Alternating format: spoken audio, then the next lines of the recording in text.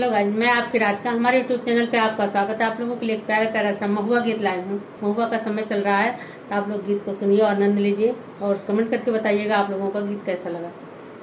महुआ चुवई महुआरी बिनन चला, महुआ चुवई महुआरी बिनन चला। सास कहाँ बिनिला, ससुर कहाँ बिनिला, सास कहाँ बिनिला, ससुर कहाँ बिनिला। सैया मारे सनकारी भीतर चला, सैया मारे सनकारी भीतर चला। महुआ चुवई महुआरी बिनन चला।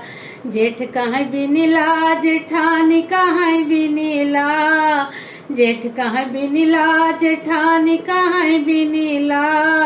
देवरा मारे सनकारी भीतर चला, देवरा मारे सनकारी भीतर चला। महुआ चुवई महुआरी बिनन चला। देवर कहाँ बिनिला, देवरानी कहाँ बिनिला, देवर कहाँ बिनिला, देवरानी कहाँ बिनिला। नंदोया मारे सनकारी भीतर चला, नंदोया मारे सनकारी भीतर चला। महुआ चुवई महुआरी बिनन चला, महुआ चुवई महुआरी बिनन चला।